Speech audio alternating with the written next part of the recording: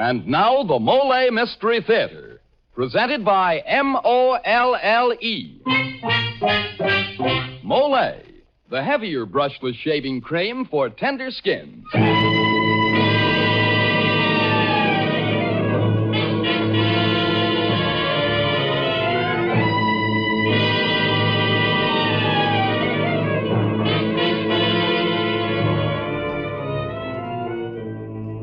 Good evening.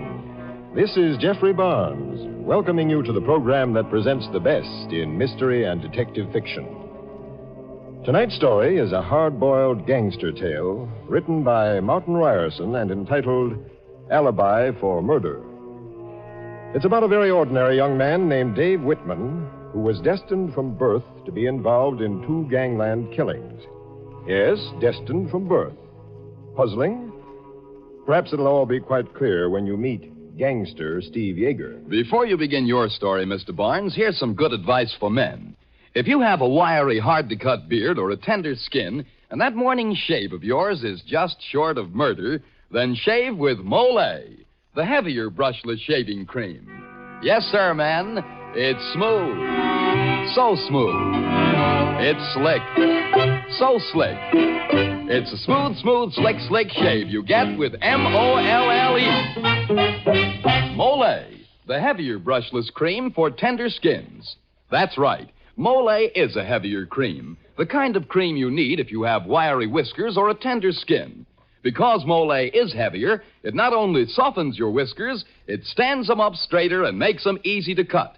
So you shave faster, closer, easier, and you shave painlessly with Molle, the heavier brushless cream for tender skins. Molle. And now here is Jeffrey Barnes with tonight's Molle mystery, Alibi for Murder.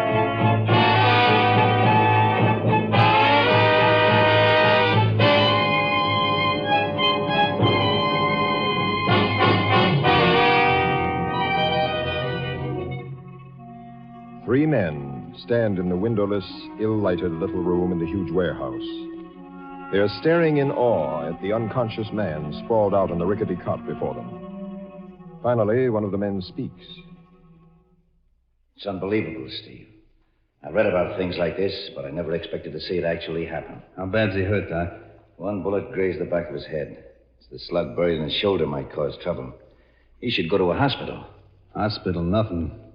You do this job yourself at my place. But, Steve, it's dangerous. He could die. But he ain't gonna die. You're gonna make sure he don't. Okay, Steve, you're the big boss.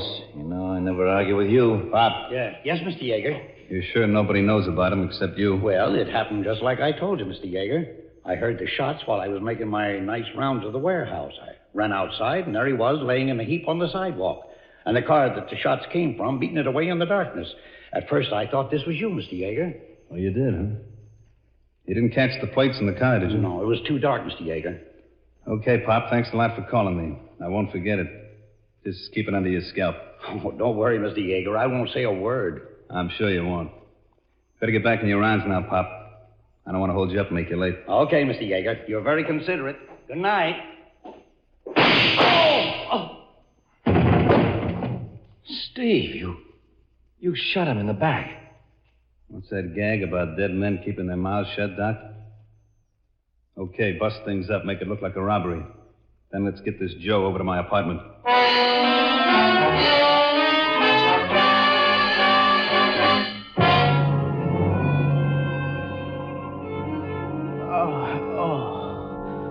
He's coming out of it, Steve. I want to see what he does when he lamps me for the first time. He's lifting his head off the pillow, looking around. He sees you. I wondered did I look as surprised when I first saw him. He can't figure it out, Steve. Guess he thinks he's looking in the mirror.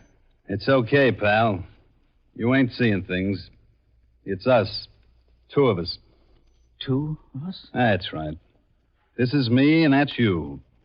You and me. They made one of us first and forgot to throw away the mold. It's unbelievable. You're almost identical twins. Same height, same weight, same faces, same coloring. What's your name, pal? Whitman, Dave Whitman. We found you in front of the warehouse down by the river. You had a nasty hunk of lead in your shoulder. Doc here had a rough time fishing it out.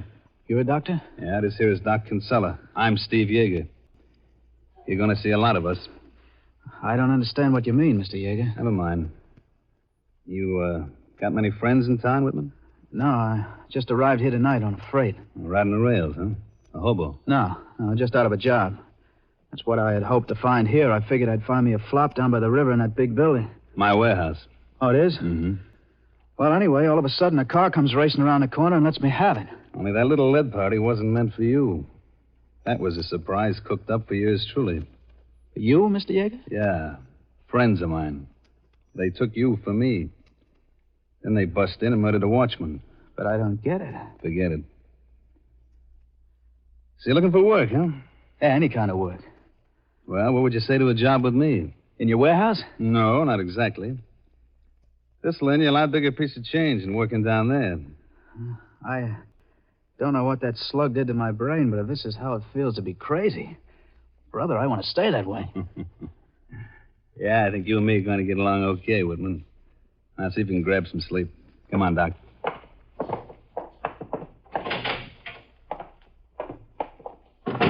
Lock the door. Why? He can't. Lock the door. Why, Steve? I don't want anybody to know I got me a spitting image. Sit down, Doc. Steve, what exactly do you want with Whitman? I want him so I can be in two places at once. There's a few things I've been wanting to attend to for a long time, Doc. Only I needed an alibi. I don't follow you, Steve. It should be simple for a guy with a brain big enough to earn him an MD. If I had a big brain, Steve, I'd never allowed myself to be handed my walking papers by the medical association. All right, skip it. Now, look. I don't like the kind of competition that's crawled into this town. You mean Goldie Mize? For one, Slapsy Higgins, number two. Whose gunman do you think it was the other night? Slapsy's. He goes in for that strong-arm stuff. Goldie's too wise for that stuff. I know, Steve. I heard Goldie's lining up with a lot of tin-horn politicians in town. Guys who can do you lots of harm. Which means that Goldie and Slapsy got to be discouraged, but quick. And Whitman, even though he don't know it, is going to help me do it.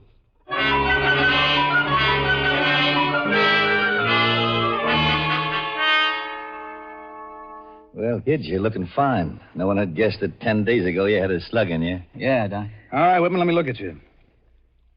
Now, keep that bow tie straight. And it keeps twisting. Well, don't let it twist. And don't do up the bottom button on your tux. Huh? Yeah, pull that handkerchief out of your pocket a little further, like that. Okay. All right. Let's go over to the mirror and see.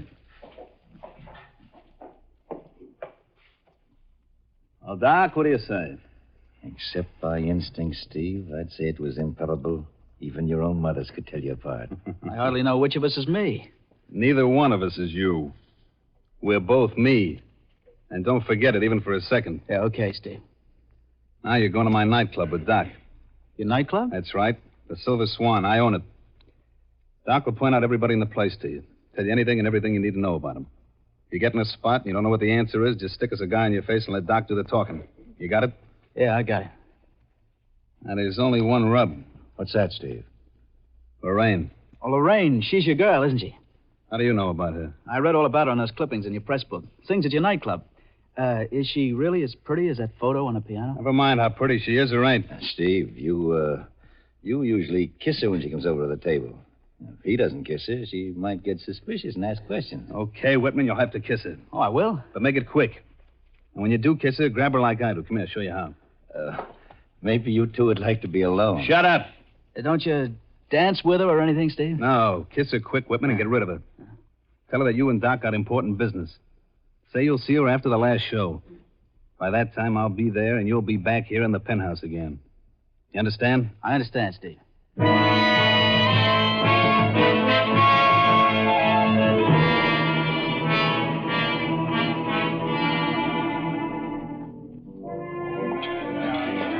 Doc, this is just about the greatest experience of my whole life. Yes, the club starts to ride pretty high at midnight Saturdays.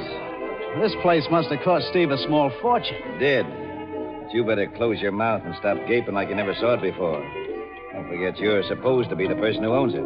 Here comes the waiter. Order rye highball. But I like scotch and soda. Steve likes rye highballs. Oh. Evening, Mr. Yeager. Hiya, Doc. Hello, Mike. What'll it be, Mr. Yeager? Usual? Yeah, Mike. Rye highball. Coming right up, boss. See that white-haired man with the party at the ringside table over there? Yeah? That's John Martin, city magistrate. Wave to him. Okay. He a friend of Steve's? Yeah, sort of. Steve must know important people. Yeah. Remember me, mister? Huh? Why, all the surprise. You look as if you never saw me before. Hello, Lorraine. Hi. Lorraine. Well, who'd you think I was? Why are you staring? Oh, I was just thinking. I don't know whether I ever told you before, but do you know that photo of you doesn't half do you justice? No, Steve, you never told me. Oh, yeah. Do you mind if I kiss you? You don't usually ask, do you? No, I guess not. Oh. Well, Anything wrong? hardly. You look stunned. Maybe it's because you never kissed me like that before. Seemed to be something different. Steve, don't forget we've got a lot of important business to talk over. Oh, yeah, business. I'll see you after the last show, Lorraine. Doc and I have got some important angles to work out. Yes, sure, Steve, I understand. See you later. Gosh. Now, look, kid. Don't let's get any silly ideas. She's all wrapped up with a big, expensive tag on that reads hands off, property of Steve Yeager. Yeah, I know, Doc. Oh, there's the signal from Steve, Whitman. Now, you slip into his office and out the back door. Steve will take your place and none the wiser.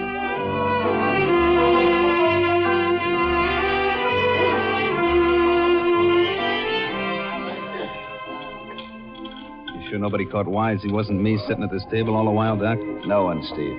Not even Lorraine. Uh-oh. Hang on to your bridge work, Doc. Here it comes. Where? Through the front door. McAfee and Fennick. Yeah, the headquarters twins. Well, if it ain't my two old sidekicks, Sergeant McAfee and Joe Fennick. Grab chairs and sit down, boys. What are you drinking? Sorry, Steve, but this isn't that kind of a visit. Goldie Mize has just been bumped. Goldie Mize? Less than an hour ago, Steve. No kidding, man. Oh, that's tough. Goldie was an okay guy. What's that got to do with me? Captain got an idea in his head. He wants you brought to headquarters for questioning. Mac, I've been here in the club with Doc ever since midnight. You sure, Steve? All the time? Sitting right here at this table we were. Well, of course, except for about 3 minutes when I went into the office to write out a check. And we have everybody here in the club to prove we were here. There's John Martin, Health Commissioner Woods. They'll vouch for you? Sure. You want me to call them over? Skip it. I'll talk to them later. Sorry, Steve. Guess we made a mistake. Yeah. I guess you did.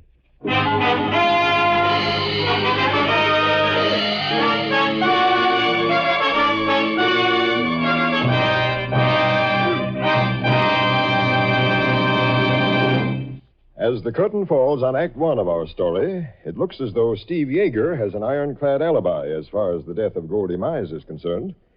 In just a moment, we'll see what the next move is. Before you continue, Mr. Barnes, I'd like to say something to our men listeners. Men, I've been asking you for quite a while now to use Molle brushless shaving cream. Well, if you haven't used it yet, why not give your beard and skin a real break and try a Molle shave? When you do, I'm sure you'll find that Molle lives up to everything I've said about it. I've pointed out that Molle is a heavier cream, and it is. The kind of cream you need if you've got a wiry, hard-to-cut beard or a tender skin. It not only softens your whiskers, it holds them up better and lets your razor breeze right through them. In other words, when you shave with Molle, you shave faster, closer, easier, and you shave painlessly. Now, maybe that sounds pretty strong. But if you will just try a Molle shave, I think you'll agree with me when I say it's smooth.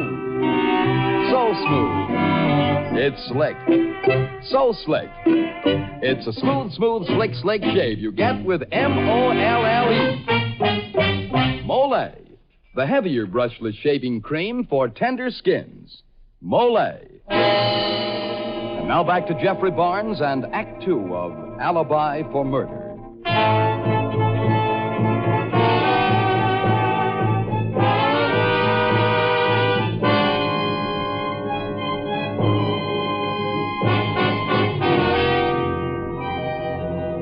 By a strange coincidence, the down-and-out Dave Whitman is a perfect double for the notorious gangster Steve Yeager. While Dave poses as Yeager in the latter's nightclub, the gangster commits a murder. Now Yeager and his sidekick Doc are entering Yeager's apartment. Did you see that McAfee's puss when I told him I was sitting in the club all the time? And how quickly you backed down when we started rattling off the names of the witnesses who saw you in the club? Yeah. Whitman, what do you call this? Why, you got your old clothes on. Clothes you had on when we picked you up. You couldn't have been taking yourself a quick run-out, Potter, Whitman. That's exactly what I'm taking, Mr. Yeager. I didn't expect you back quite so soon. There's a note in your room telling you I'm resigning the fine job you gave me. Resigning? Yeah. When I took this job, I didn't know it included murder. Murder? I heard all about it on the radio a few minutes ago. Charlie McCarthy's on the radio. You don't believe everything he says, do you? It won't work, Steve. You wanted me to take your place at the club tonight so I'd be your alibi while you killed a man named Goldie Mize. Well, that's me out. I'm through as of right now. Wait a minute, pal. You got this thing all wrong. Ah, Steve, you're the one who's got it wrong. I'm washed up. I'm gone. Stay away from that door, Whitman. Let go my arm, Steve. Sure, I'll let go. Right on your Kiss it. Okay, Yeager, two can play at that game. I wouldn't try it, Whitman. You might find a little tough opposition in this gun I'm holding. Yeah, take this handkerchief and wipe the blood off your mouth. I don't like the sight of blood. That's better. If you're smart, Whitman, you'll also get any idea you might have about squawking to the police right out of your brain. That's right. Unless you want to sit in my lap in the electric chair. What do you mean? No one would believe you and Steve weren't in on this thing together. Nobody'd ever believe you didn't know what you were doing. Doc's right. Get smart. Yeah, smart. There's plenty in this for you. Now, what about it? I don't seem to have any choice. Now, we'll work the same game Monday night. Okay. And look, Whitman, just in case you try anything, Doc's going to have a gun on you from the time you walk out this door until you get back again. Right, Doc? Check.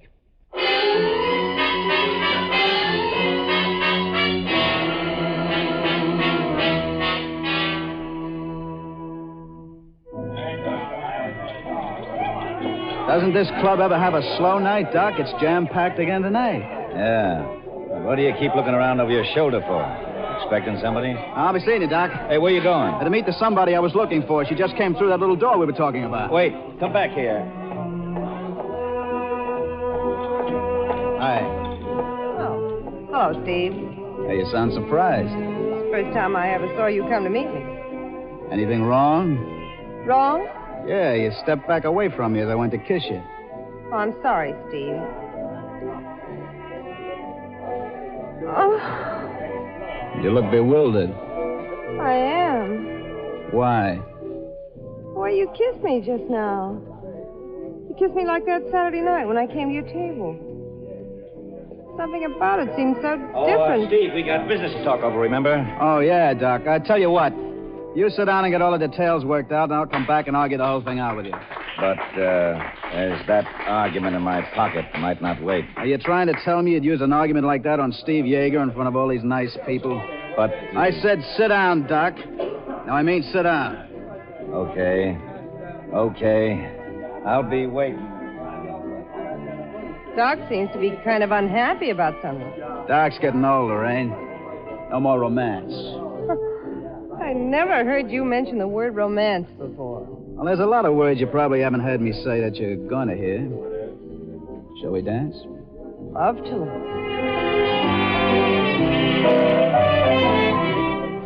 Lorraine, Yeah? I've been wondering lately. Are you really in love with a guy named Steve Yeager? That's a funny question. But now that you've asked it, I always liked your looks and type, Steve. But except for twice, I'm afraid I've never been really in love with a man inside. You said except for twice? That's right. Saturday and... Tonight? Uh-huh. I just can't explain it, Steve. I suppose it sounds kind of silly. But you almost don't seem like the same person.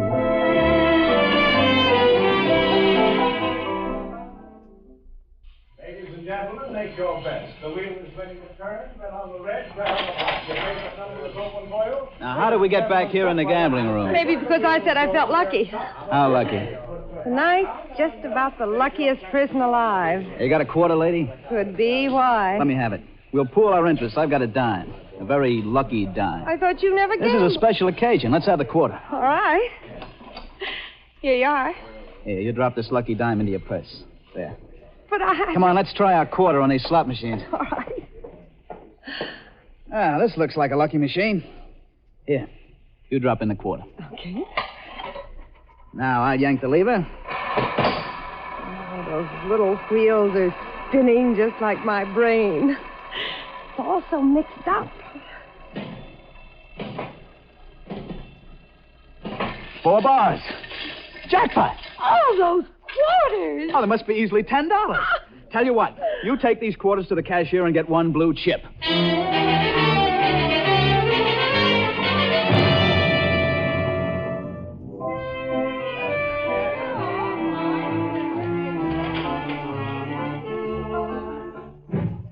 Steve, I'm so sorry to be long. Shut up.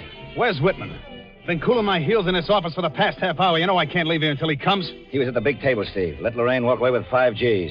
$5,000. The dealer naturally thought he was you. Every time he smiled, the dealer touched the little button under the table, and the bell stopped on the number Lorraine had her chips You on. stupid fool. This is all your fault. But, Steve... Shut up. Get him over to the penthouse and keep him there. I'll be over later. Okay, Steve.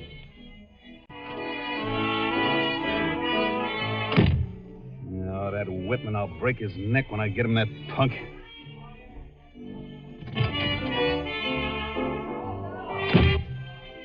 Hey, boss. Yeah, Louis? The headquarters twins just came in. Says they want to buzz you about the murder of Slapsy Higgins. Okay. Tell Lorraine I want her in here. Lorraine ducked out a few minutes ago, boss. Where'd you go? I don't know, but she looked in awful hurry. I wonder. You wonder what, boss? Nothing. The car out back? Yeah, in the alley. Okay, Louis, I want you to drive me home. Fast.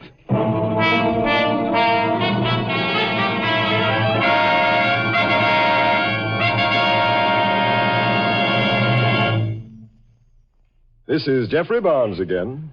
In just a few moments, we'll bring you Act 3 of Alibi for Murder. When you have dandruff, you might just as well try to combat it with plain water as with most ordinary hair preparations. For such products, simply remove loose dandruff, and you can do that with plain water. To do more, to fight dandruff effectively, use double danderine. For double danderine is a scientific product that does what most ordinary hair preparations can't do. It goes to work on your scalp and actually kills on contact the germs that many outstanding authorities contend are a cause of a common type of dandruff. Now, the reason for double danderine's amazing effectiveness is that it contains a special ingredient called Alzan, an active antiseptic so remarkably efficient, many hospitals use it. Among hair preparations, double danderine and double danderine alone contains Alzan. So stop trying to combat dandruff with preparations that can't compare with double danderine. If you're not satisfied, return the empty bottle and get your money back. Buy double danderine at your druggist's.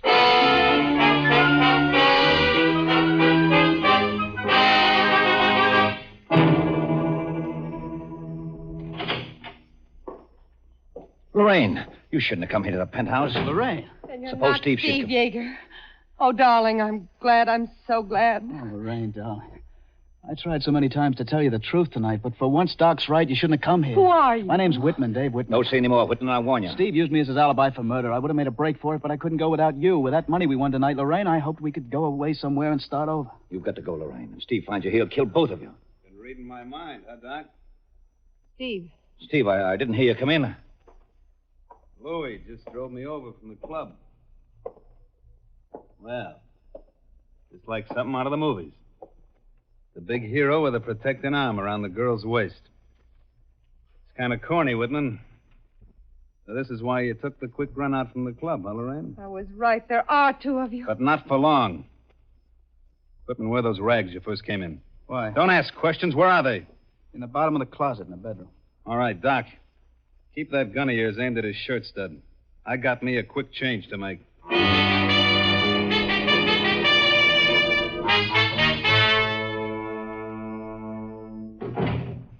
Hope I didn't keep you waiting too long. Well, Doc, what are you gaping at? Gosh, Steve, you look just like Whitman did that first night. The clothes, everything, even your mussed-up hair. Yeah, not to dump these things. Hey, that's your wallet and credentials you're putting on the table. Won't need them anymore. Doc, I'll take your rod. Sure, Steve. Here, but I don't understand. It's simple, Doc. This is the end of the line. This is where you three get off. Three? And Steve Yeager goes on alone. But, Steve... You've outlived your usefulness, Doc. Besides, you and these two are the only people in the world who know I have a double. But, Steve, I wouldn't talk. You know that. I know you haven't talked so far. But, Steve, I'm not Pop or Slapsy or Goldie. I'm your friend. I'm taking no chances, Doc. You, this two-timing dame, and the phony Steve Yeager get the lights blown out here and now. Steve, no, please. I had it figured out for a long time, Doc. You and a dame get it with my gun. Then while you're dying, you give it to Whitman here with your gun. Anyway, that's how it's going to look to the cops. You're going to make them think Dave is you? That he killed Doc? That's right. Going to look swell in the tabloids. Doc Kinsella fooling around with Steve Yeager's girl, and who walks in but Steve? You'll never get away with it, Yeager. Why won't I? The cops haven't even got a fingerprint of me. I'll just fade into the ozone and become a character named Dave Whitman. But why, Steve? Goldie's gone, Slapsy's gone. You've no more competition in town. Steve.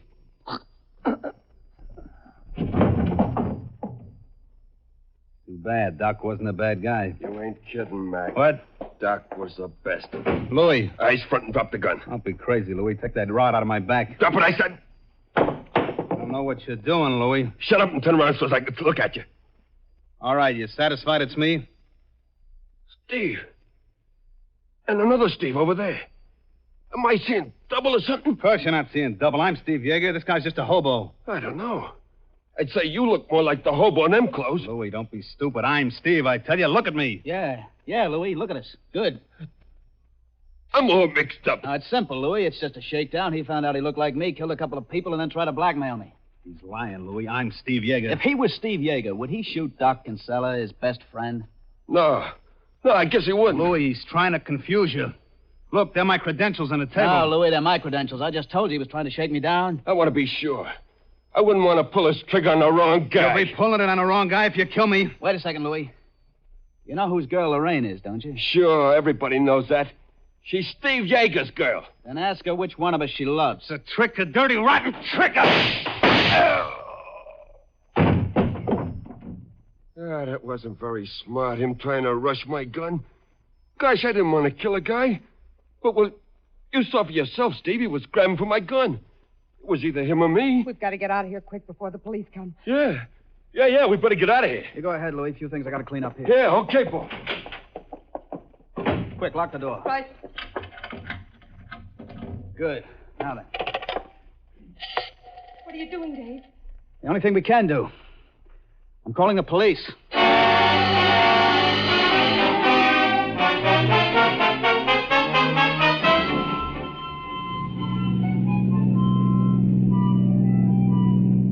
are we going, Dave? Any place where people won't take me for Steve Yeager's ghost.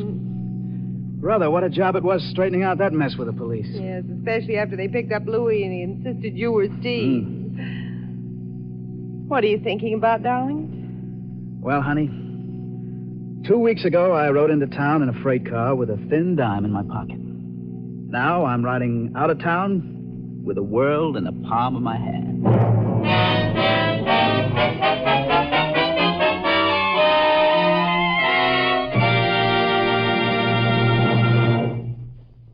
And now this is Jeffrey Barnes again, inviting you to be with us next week when we present a great study in suspense entitled The Creeper by Joseph Ruskell.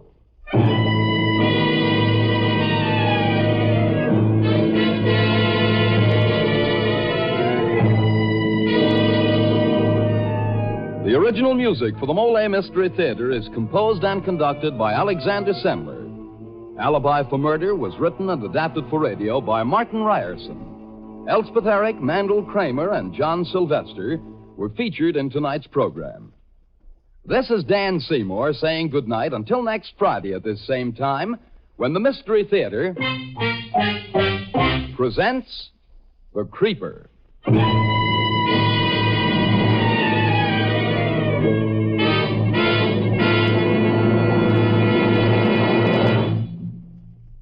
Tonight's Mystery Theater presentation came to you from Radio City in New York. This is NBC, the national broadcasting company.